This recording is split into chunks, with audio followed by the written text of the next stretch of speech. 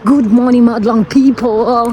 Anyway, hindi ko alam kung paano ko sasabihin sa inyo. Nalilito ako kung dapat bang i-share. Pero hindi ko na kaya Parang sumabog na yung puso, damdamin, kaluluwa ko. Ibahagi ko ang istoryang ito para sa inyo. At alam ko maraming makarelate, lalong-lalo na yung mga OFW na sila yung inaasahan ng pamilya nila. First of all, lately, na-hospital yung papa ko. Marami kaming magkakapatid. Pero alam nyo kung sa ganitong sitwasyon na pala, lalo na kapag mga magulang ang nagkasakit, masasabi ko talaga na hindi mo maaasahan kung sino ang mag-look after sa mga magulang. Marami akong natutunan sa panahong itong nandun si papa sa hospital.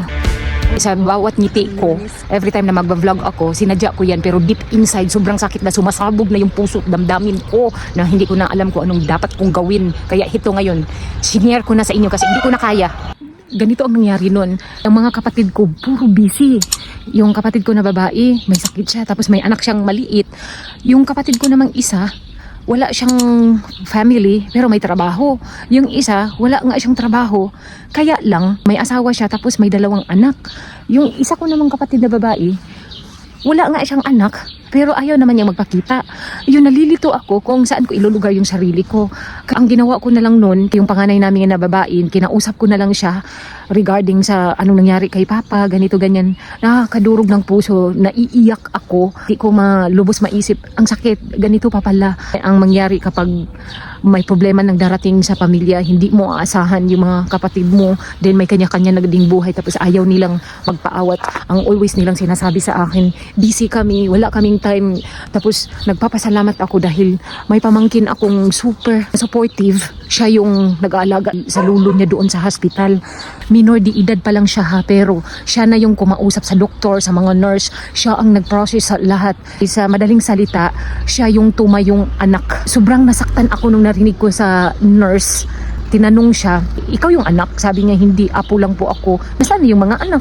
Alam ko kung anong rason niya doon. Siguro, sinabi niya busy. Kasi pinipigilan ko lang yung sarili ko na hindi maiyak dahil nagsalita na ako ng patapos. Tatalikuran ko na sila pero hindi ko kaya Sa kabila ng ginawa nilang pang-abuso sa akin, sinaktan man nila ako ng physical, emotional, nasaktan nila ako pero nandito pa rin yung respeto. To be followed na yung awa. Then masabi ko sa sarili ko na hindi ko kayang talikuran sila kahit na konti lang yung pera na binigay ko. At least nandun ako na pinapalakas ang loob, na sinasabihan na mag-ingat. Kumbaga nandun yung presensya ko ba. Kaya ang hirap talaga umasa sa ganitong sitwasyon. Iinis ako, nasasaktan na hindi ako komportable sa ginawa ng aking mga kapatid. Ngayon naisip ko na sana patawarin ako ng Diyos. Putragis, mga kapatid kayo, pinag-aral ko kayo, ang kakapal ng mukha ninyo. Ngayon may problema na yung pamilya natin, nagkasakit na sila, nasaan kayo? Pera lang binigay ninyo, pumunta kayo ng hospital pero wala kayong binigay na pera. O sabihin natin nagbigay kayo ng konting halaga pero ang dami pa ninyong sinasabi. Tinanong pa ninyo si mama at papa kung nagpadala ako ng pera. Anong sa akala ninyo? Tatalikuran ko sila? Oo, kunti lang yon kasi nga wala na ako maibigay. Naubos nang binigay ko sa inyo sa tuition fee ninyo, tapos ito lang igaganti ninyo sa akin. Mga wala kayong respeto, wala kayong awa.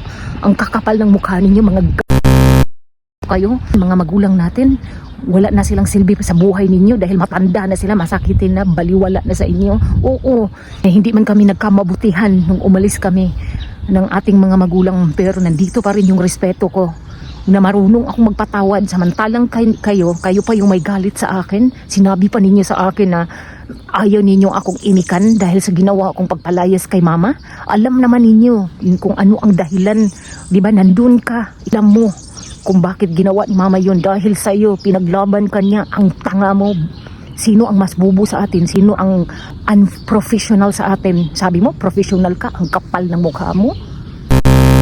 Ginalit mo ako, tapos ngayon sasabihin mo sa akin na wala akong kwentang kapatid. Oh, wala akong kwenta kasi tapos na, nangyari na. Binigay ko na sa inyo lahat. Tapos ngayon, pati respeto na hinihingi ko sa inyo, wala. Oh, anong klaseng kapatid ako? Oh, excuse me. Kahit na konti lang yung natira sa sarili ko, binigay ko sa inyo lahat. Ngayon sasabihin ninyo, kuripot ako, madamot ako, ang kakapal ng mukha ninyo. Kayo pa naman ang nakapagtapos ng kolehiyo. Dapat sinunod ko na lang yung sinabi ni mama. Kung hindi lang ako sana nagmamatigas, hindi kayo nakapagtapos ng kolehiyo. Sana nakulong ka na lang nung may naghanap sa'yo about sa perang tinangay mo. Kung nandun lang ako sa Pilipinas o pinakulong na kita sa ayaw ninyo sa akin, o di, wag, magkalimutan na tayo. Hindi ko din kailangan ng mga kapatid na katulad ninyo. Hindi ko naman pinipilit yung sarili ko. Ito lang ang pinakamasakit sa part as an OFW. Hindi ninyo maiintindihan kung ano yung nasa part namin. Ang sa inyo lang, kung ano yung hinihingi ninyo, dapat ibibigay namin. Ang mindset ng Filipino, kapag nasa abroad na, mayaman. Kapag nakapag-asawa ng foreigner, mayaman. Kung hindi kami nagbibigay ng pera, mga wala kaming kwenta, ganun ba yun? Kung professional kayo, mag-isip din kayo. At sana mangyari din yan sa inyo balang araw. At wag na wag ninyo akong sisihin kung bakit ganito yung nagiging reaction ko. Mahirap man, masakit sa part ko, pero wala akong pakialam kung anong sasabihin ninyo. Kasi ginawa ko ito dahil buhay ko to. Kung sasabihin ninyong pinapahiya ko ang pamilya natin, sa inyo na yun, kasi wala naman kayong hiya. Hindi ko na kaya at ayaw ko na kayong kausapin. Naiinis ako sa ginawa ninyo. Kung wala yung pamangkin natin, anong gagawin ninyo? Wala kayong awa doon sa kapatid nating isa na siya lahat ang gusto ninyong mangyari. Ibigay lahat ang obligasyon sa kuya ninyo. Hindi na ba kayo nahiya? Pagka kayo yung mga nakakabatang kapatid, nag-rely lang kayo sa amin, hindi naman lahat ng aming desisyon is tama. Dapat alalay din kayo kasi yung sobrang pabor ni mama sa inyo, ganyan na ang ugali ninyo. Si papa ang nagkasakit, hindi si mama. So, wag na nating bigyan ng halaga yun. Si papa naman yun ama natin yan. Kung hindi dahil sa kanya, hindi tayo nakapagtapos ng elementary. Request ko lang sa ating magkakapatid, kahit wala ng pagmamahalan, as long as may respeto at magkakaisa tayo, okay na to. At least meron kaysa wala. Mahirap din naman kasi napilitin yung isa't isa natin na mahalin. Kahit gano'n na lang, nahihirapan na rin ako. Ayaw ko na. Suko na ako sa ugali ninyo. Nakiusap ako sa inyo before, pero ayaw ninyo makinig Sana sa panahong ito, magkaisa naman tayo. Kunting respeto lang sa isa't isa. Kahit sa magulang na lang natin, wala akong boses sa pamilyang ito. Kung magsalita man ako, tumatawa lang kayo. Wala ba akong kwentang kapatid? Sa bagay, sinabi na ninyo sa akin, wala akong kwenta. O ano pa bang aasahan ko sa inyo? Di ba? Masakit man isipin, pagkatapos ng ginawa ko, ganito pala, wala na akong kwenta. Tanggap ko naman na ganito ako. As always naman. So hindi na ako humihingi ng kapalit sa inyo at higit sa lahat, hindi ko naman kailangan din ang inyong presensya. Ang sa akin lang mga magulang natin. Sana bigyang awa nyo naman yung ating parents. Pati sila hindi nyo na nire-respeto Porkit ba nakapagtapos na kayo ng kolehiyo? Sa bagay, yun nga ang sinasabi ni mama as always, na may utak na kayo, mga professional kayo. Yan ba mga professional? Mga hinayupa?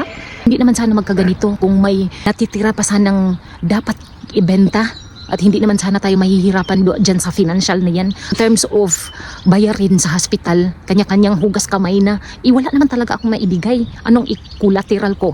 O sige nga, katanungin ko kayo, binigyan nyo ng clue si mama para maibenta nyo yung bahay. Anong ginawa ninyo? Pumunta pa kayo sa attorney para mabigyan ng solusyon yung sinabi ko na hindi mabenta yung bahay. Ngayon nabenta. Ano ngayon? Diba? In case of emergency, wala nang magamit. Magkaisa lang sana tayo, hindi tayo magkaganito. Hahayaan na lang natin mamatay yung ating mga magulang. Iwahit nga libingan, wala wala apal ng mukha ninyo na hindi na kayo nahiya. Sige, ganito na lang. Kung ayaw ninyo sa mga magulang natin na asikasuhin sila, kanya-kanya na lang tayo. Noong nakalabas na si Papa, alam nyo malaki yung babayaran ng bills. Humigit kumulang ng 30,000 pesos.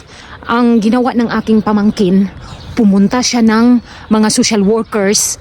May pinasa nga siya sa akin, mga DSWD. Siya lang mismo ang nag-process noon. Wala, ayaw niya magpasama Ang mama niya, yun ang kapatid ko.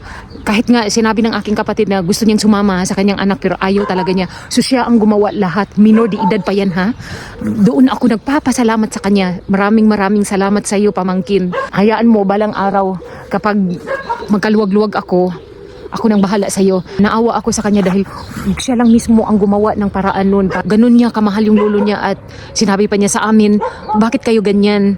Magpasalamat nga kayo, buhay pa yung papa niyo, samantalang kami wala na. Kasi nga wala na siyang tatay. Ang ini-explain niya sa amin kasi nga hindi kami magkasundo. Mahirap talaga kapag toxic family. May kanya-kanya na sa buhay, hindi na pinapakailaman yung mga magulang, halos i-abandon na. Ang tanong doon, bakit? Aside sa doctors and nurse nagtanong kung bakit wala ang mga anak ni mama at papa, pati yung relatives ni mama nagtanong din, nasaan na yung mga anak? Bakit wala sila? Bakit ganito? Maraming mga tanong. Hindi na ako nahiya. Alam nyo kung bakit? Lahat ng binigay ko sa kanila, binenta nila. Walang emergency yon. Ano ngayon? Nga kaming lahat. May pag-asa pa kaya kaming magkaisa? May pag-asa pa kayang respeto sa isa't isa? Pero hindi ko naman masisi yung mga kapatid ko dahil nga may mali din ang mga magulang namin, which is yun nga, hindi magpa-advise at hindi makinig sa mga anak. Diba may kasabihan tayo kung ano yung puno, siya rin yung bunga. Habang buhay na pagsisisi ko sa aking sarili, kasi ako ang dahilan ng lahat ng ito. Kung hindi ko lang sana binigyan ng pagkakataon na makapag-aral ng kolehiyo, yung mga kapatid ko hindi magkaganito dahil hindi na makontrol ang mga bunganga nila. So, sana hindi na lang ako nakapag-abroad. Sana hindi ko na lang sila binigyan ng pagkakataon. Sana nakinig na lang ako kay mama. Masakit para sa part ko kasi more than how many years nagiging OFW. Ayaw ko nang umiyak din. Mahirap. Kaya ipasa Diyos ko na lang siguro Maraming salamat Lord na ibinigay mo sa amin yung pamangkin ko. Nagkusang loob talaga niya ginawa yun na magbantay sa kanyang lulo, magproseso sa lahat ng mga dapat gawin para lang hindi makabayad kami ng ganun kalaki. Lateral pa yung lote ng aking kapatid. Wala naman talaga akong property doon sa Pilipinas Buhangin na lang naiwan.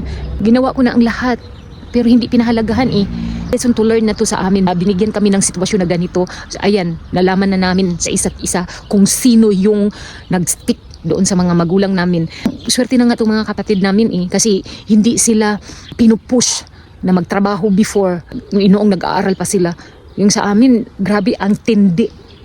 Halos tadyakan na lang kami para makapagtrabaho lang at makasuporta sa pamilya. Ganito pa pala kapag hindi ka nakaranas ng sobrang hirap sa buhay. Para sa kanila easy lang.